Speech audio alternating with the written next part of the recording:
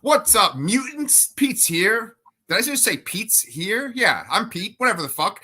We're Brian's here. here too. Yeah, and we're two middle-aged men talking about comics. I'm in my daughter's bedroom. How fucking weird is this channel? Anyway, we love X-Men, and we are so happy because we are covering X-Men 97. We are up to episode 7. Brian, how fucking great was this episode of X-Men 97?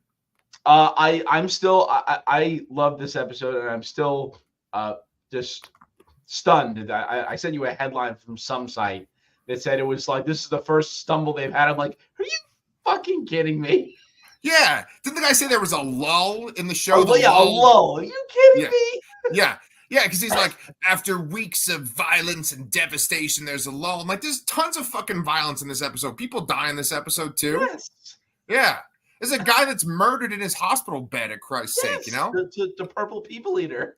Yes. I think that song's really lame, and I actually kind of think that it's kind of cheesy that they use that with Bastion. I'm like, yeah, that's the one thing I might criticize. Yeah, I agree with that. Okay, good. I thought you were going to give it a pass. But anyway, this episode, going along with the devastation and the sadness, starts off with a funeral for our favorite Cajun, Gambit. What'd you think of that funeral? It was really cool to see Nightcrawler there, kind of giving the eulogy, and I really liked his eulogy. Especially when he says something about like that wasn't Gambit. He was a hero, and he realized, his potential or his kinetic potential or something like that. But I really liked the speech there. I really liked the reactions people had. Like Jubilee is like, why isn't Rogue here? Why isn't she here? And then Wolverine's like, grief is its own thing, Yeah. And we see a bunch of little cameos here too from the Thieves Guild. Boom. Yes. So when you were a kid in the 90s, just like me, and you were going through puberty and stuff, do you remember when the X-Men comic was going strong? They had the issue that I was talking about before where Charles Xavier's friend became an enemy and his name was Hazard and he attacked them all. And then right after that, the X-Men teamed up with Ghost Rider. Do you remember that? Yes, I do remember that. Okay, so it was like Ghost Rider and the X-Men, and Johnny Blaze was there because it was the Danny Ketch Ghost Rider. Yep. And then they took on the Brood. Yes. Now, the Thieves Guild is there. They're in like Louisiana with the Thieves Guild. As a kid, did you think to yourself, this is kind of fucking weird that they're dressed up like royal court people in Louisiana? Yeah, it's a little weird. Yeah, but I don't know. It's it kind of goes with like a interview with the vampire kind of vibe, I guess. Yes. Okay.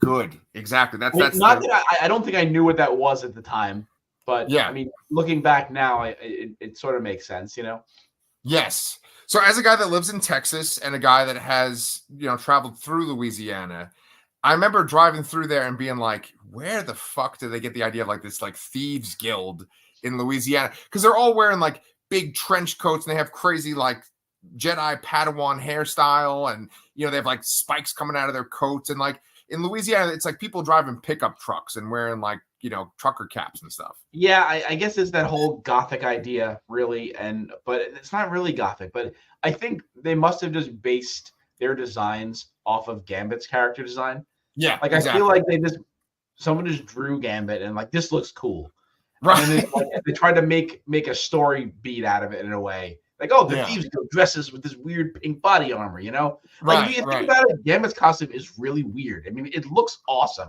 Yes. It's really weird when you think about it. Oh, yes.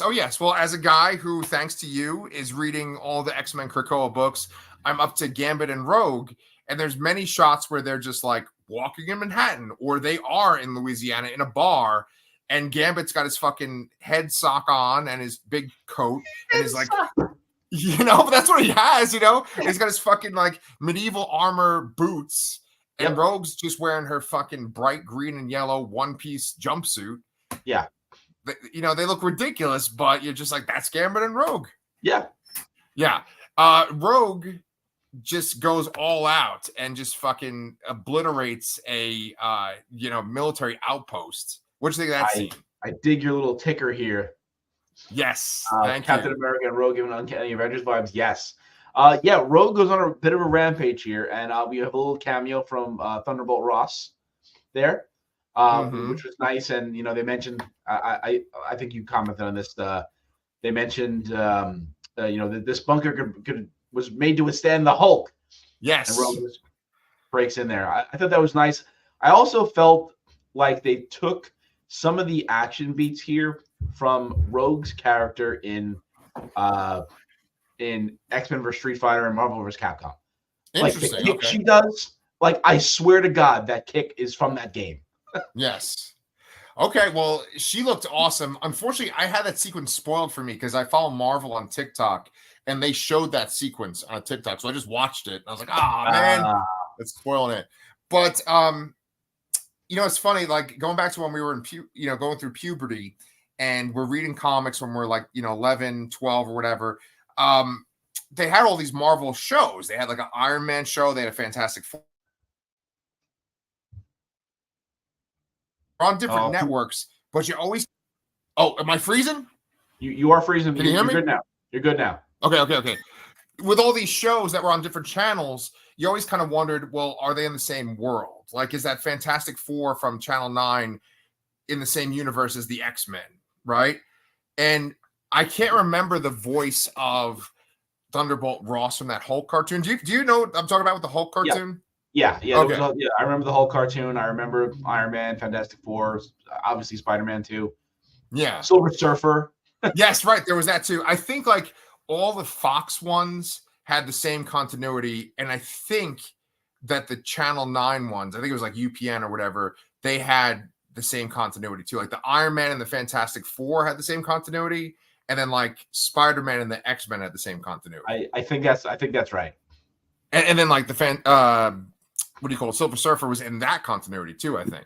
I guess I don't remember any crossover stuff from Silver Surfer, but I barely remember that show. So Right. Yeah, we should just watch all the fucking shows. But the reason why I'm bringing up that little tangent is because I felt like Thunderbolt Ross's voice was like the Thunderbolt Ross from the MCU. What did you think? yeah, that's kind of what it felt like to me. Yeah, it felt like the William Hurt version. Obviously, it's not William Hurt. Actually, who knows? Maybe it could be. Oh my god! Because I mean, this might have been recorded years ago. So Right. I gotta look that up now. Yeah, he's sitting there. He's like, "Oh man, I got a bad feeling right now." I'm sorry, that's not appropriate. He's a good actor. But one of the tickers I had while you were looking this up, you hadn't looked that up, but I was going to say that one of the tickers I had was that Rogue interacts with Captain America, and it gave off Uncanny Avengers vibes. Now, for Uncanny Avengers, for those of you that don't know, basically like Captain America and some Avengers teamed up with this is my daughter crawling across the floor, teamed up with some X-Men characters basically to show like unity between mutants and humans. They called it the Avengers Unity Squad. And so with that team, Rogue was usually on the Uncanny Avengers, and there was this really interesting dynamic between her and Cap. That's what you felt in this episode too? Yeah, because I felt. I mean, although I think Havoc led the team in the first iteration, I felt Rogue was more the member that kind of persisted throughout it, and became more of that kind of X-Men leadership version. The leadership on the X-Men side for the teams. Right. I think that like in the original version, it's like you said with Havoc, and I think that was written by Rick Remender. And then the next version, I think, was written by Jerry Duggan, but I might be wrong. I think you're right. Yes. Yeah. And that one was much more Rogue heavy, and it had Deadpool. Deadpool was like a big part of it too.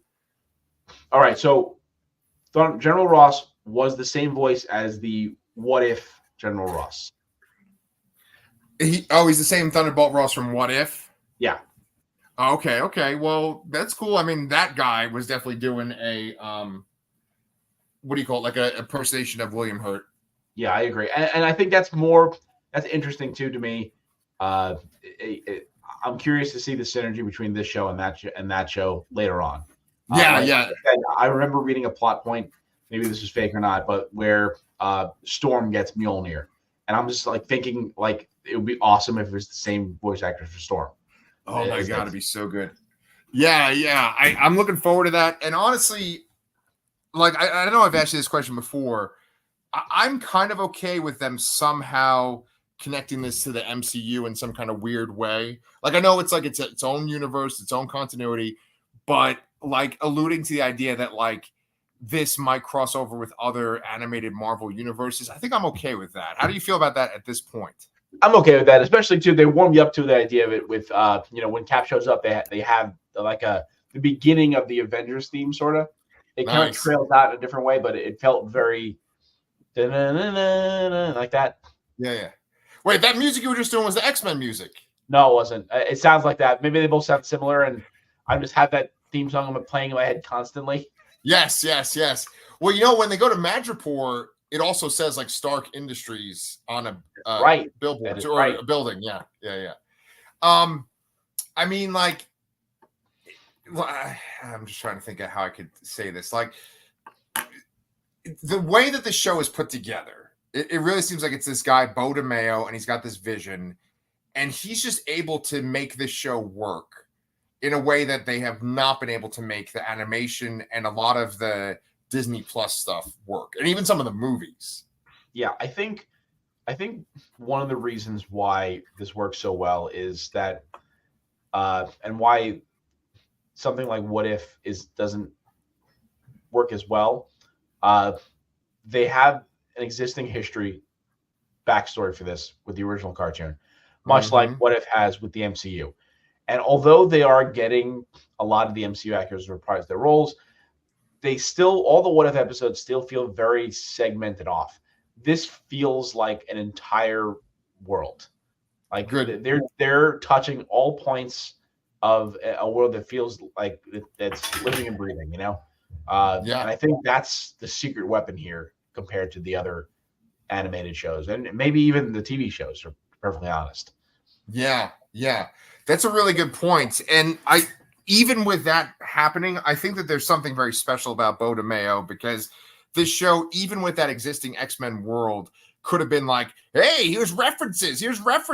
And like, it could have had like more cheesy jokes. It couldn't have been serious. This guy has like really expertly woven in old classic X-Men stuff from the 80s and 90s, and then modern X-Men stuff. And he's made it like super dramatic and serious. And it's it's perfect. Yeah, he's making it a more modern drama, I think that's a big part of it too, is there's just the storytelling now and TV now. I think it feels a lot more like that too. And that plays a big role here. Yes.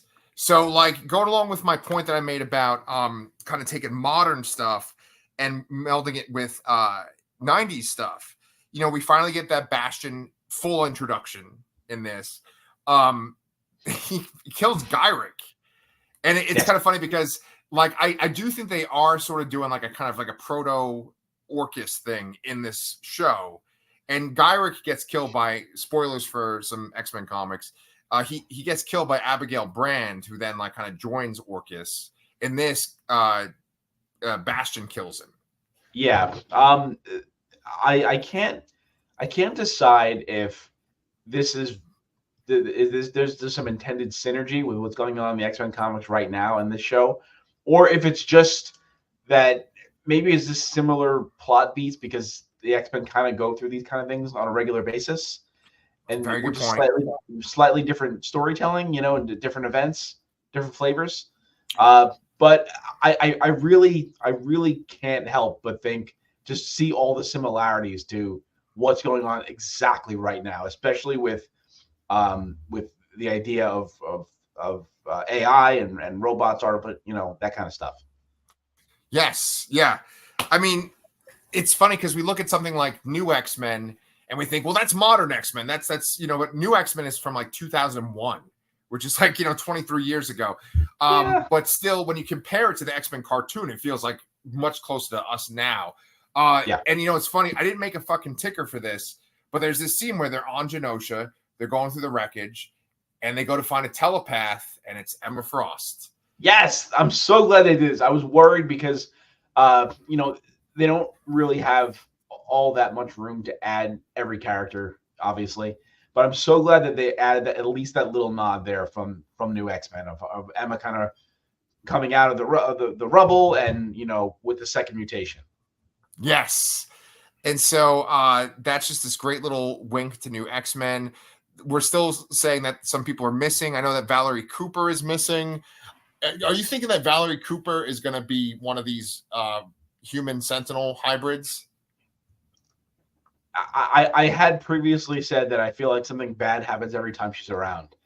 I've also, as I sent you a tweet, that Bo DeMeo had said that Bastion has been in every episode except 3 and 6, hidden in the background somewhere. So I feel like I feel like she has to have something to do with it there. And the fact that they name dropped her as not being found yet has some significance. That's exactly where I was going with it. Yeah. So she's missing. And then do they say they haven't found Madeline's body? Because they treat it like she's dead. I was a little confused by that because they show Madeline's body in episode 5. Like they show it next to I think Sebastian Shaw. Sebastian Shaw. And yeah. I think maybe just Jubilee was hopeful because she didn't know yet. I don't know. Because it sounded like she was like, oh, maybe there's a telepath. Maybe it's Madeline. But it's Emma. So I'm pretty confident that Madeline is dead here. Yeah, yeah. Which is fine because she dies a couple of times in the comics, before the Krakoa age. And that gives her the chance to like interact with these demons from Limbo, and then we might get like a true Inferno down the road. Yeah, maybe. Yeah. So while all this grieving and searching through the rubble is happening on Genosha, and Rogue is going through trying to find who is behind the attack, we also have this small scene where Roberto and Jubilee go to meet Roberto's parents so he can come out as a mutant. What do you think of that scene? Yeah. I feel like this is one of those modern storytelling things here. It's they go to reveal something. They're like, oh, we knew all along, but there's like a twist to it. And the twist here is that they want to keep it under the rug because much like the scene with Rogue and Cap here, it's just the human element here doesn't want to be associated with mutants publicly because it's kind of risky, which is an interesting angle to take. I mean it's a very common thing to see in X-Men books. Yep. Mutants are considered dangerous, and so they're bad for like other superheroes to be associated with them. They're bad for, I guess, corporations and stuff like that. And the president. Right. Yeah, we also get President Kelly in this too, don't we? Yeah. But President Kelly makes an excellent point too. It's like, I'm trying to play politics here so I can keep a somewhat mutant friendly president in office. Like that's an interesting dynamic to put in a world of politics today, like real life politics. Yep. Like you want to keep somebody there to keep somebody else out. Like yeah. Well, who could that be? Yeah. So while the X-Men are going through this process, Rogue is searching for answers. She finds out that there's like this Black Ops mission going on. It's because before Garrick is killed by Bastion, she uses her power on him and gets his knowledge from him. She eventually tracks him down in Madripoor. She tracks down Trask. But we also get a sequence where Mr. Sinister is talking to Bastion. And yes. Go ahead. So, I see your ticker here is Mr. Sinister, actually Dr. Stasis. I don't think they're going to go that route. I think this is just going to be Mr. Sinister here in this. They're kind of sticking to Sinister as he was back in the 90s rather than the retcons they did with the Krakoan era. So I think, he was a red herring all along, really. Like he was put there in the front and center to make you think like he was the big bad here, but really it's Bastion. Yeah. And so Bastion, I mean, the thing that he used Sinister for was to somehow incorporate Sentinels from the future, or at least like future or Sentinel tech that's inspired by the future into humans, which like Sinister's the geneticist. So it's like he figured out how to meld them with humans, We get Prime Sentinels. Yes, Prime Sentinels, right. And so that's where this whole thing is going. We find it out, like it's confirmed when they're in Madripoor and they find Trask. He goes to run away. He goes to fall, Rogue catches him and then just essentially lets him fall to his death. Yes, and it was a really great shot. It was just sort of a very dark shot. It was sort of the bottom half of Rogue's face as she says something right before he drops him. She drops him. I thought was fantastic. Kind of showing how far she's been pushed here to do that. Yeah, because there's also this one line that Nightcrawler has when he's talking to her, and she references the fact that she's like his like half sister or something like that, because Mystique's like their mother or whatever. I love that they mentioned that and then brought that in here. Yeah, but then Nightcrawler makes a mention of his own. He says, you didn't just lose one person, you lost two people, like meaning like you lost two loves. Yeah. So just reminding us that Magneto is dead as well. But then when Trask falls to his doom, Rogue gets hit, and it's like this gigantic blast, and we find out that it's actually Bolivar Trask, and he's a Sentinel now. Yes, and he kind of wipes the floor with the team by himself. Yes. Yeah. Did you think they were going to kill Cyclops? We found out he's more of a prototype as well. So, oh Jesus Christ! Yeah, he like messes everybody up. I think he takes Beast out pretty quickly. Morph. There's something really interesting with Morph too. I didn't realize this, but like Morph gets the fucking powers of the people he takes on. Yeah, I feel like they gave him an upgrade along with Mystique too in the comics. Like Morph really isn't in the comics that much with this kind of version. But yeah, I think earlier on they implied that they just kind of take the form of a person, but clearly here Morph is able to take on the powers of whoever he does, and we've seen that sort of in the previous episodes, and like especially that second episode, and that's kind of on par with what they're doing with Mystique in the comics. That they kind of said that she changes her molecules on on a genetic level to mimic whatever she wants to, or change to whatever she wants to, including our powers or gender or whatever. And it's kind of like, is that an Omega level power now? I had that same exact fucking question. I was actually going to put that on the bottom here, but I was thinking that because what they've done with Mystique in the movies and sometimes in the comics too, and I was thinking that this is what applied to Morph as well, was that they might appear to have the powers of some mutants, but it's just because they physically took on their shape. So they might have Wolverine's claws because that's like a physical thing, or they might have Archangel's wings and be able to fly like him, but they wouldn't be able to run really fast or shoot optic beams. But this episode makes it like they could do that. Yeah. So, cool. Did you think that Cyclops was going to get killed when what's his face was fucking with him?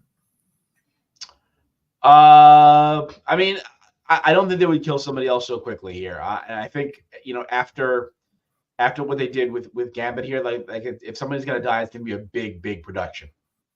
Okay. So I didn't think so.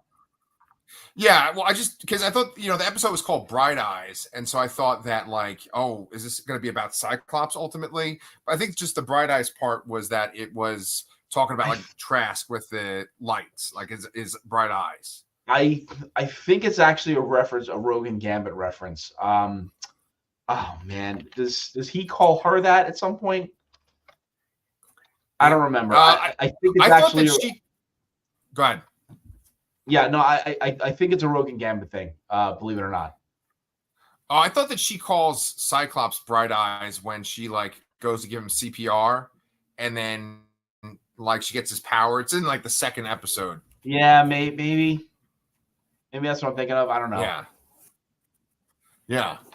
Well, regardless, Cyclops doesn't die. No one on the team dies this time around, but we get our first dialogue with Bastion. He is already talking to Mr. Sinister, and then he has a little scene at the very end of the episode. Are you familiar with Bastion? Did you read any comics that featured him? No, that's the late 90s is a little bit of a blind spot. I read that early Jim Lee stuff.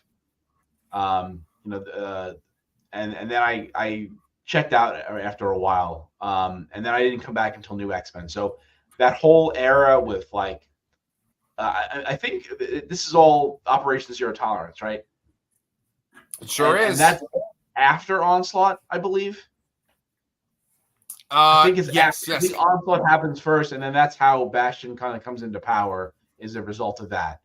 So exactly. that's a bit of a blind spot for me. Yeah, well, I think it's a blind spot for a lot of comic book fans because I think that that's when they dropped the X-Men. You had Spider-Man with like the Clone Saga, and then you had the X-Men with this kind of stuff. And Marvel was going through financial problems, so I think that a lot of people dropped comics at that point, just like us. Yeah. Yeah. So Bastion, he's sitting there and he's, talking to someone at the very end, and we find out that it's actually Magneto. Yes, we see Magneto there, and he's got a powered collar on to keep him in bay there. And then we also should mention that they referenced that Professor X is alive and probably coming back. And I'm kind of wondering if they are going to somehow tie an Onslaught to this eventually, even though I do think they did it before that in the comics. Yeah. I don't know. I mean, I just thought it was a really cool reveal. Like, how the hell do you think they're going to explain that Magneto was alive? I think exactly like you said. I think Leech depowered him, and he somehow just survived. Which maybe those other characters survived too. I don't know. We haven't seen them. We haven't seen a body though either. Yeah. Okay. All right. Well, I mean, it was quite a note to end on. We're already up to episode 7. There's still 3 more to go. Are there any big things? It's a 3-part finale. So. Oh, nice. Is there anything that you kind of expect or kind of think is on the horizon? I don't know. It's clear that they don't necessarily do things in a sequential order.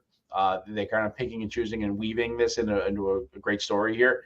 So it's hard to guess. Early on here, I was so adamant that they were going to end up with new X-Men costumes and do that storyline next season.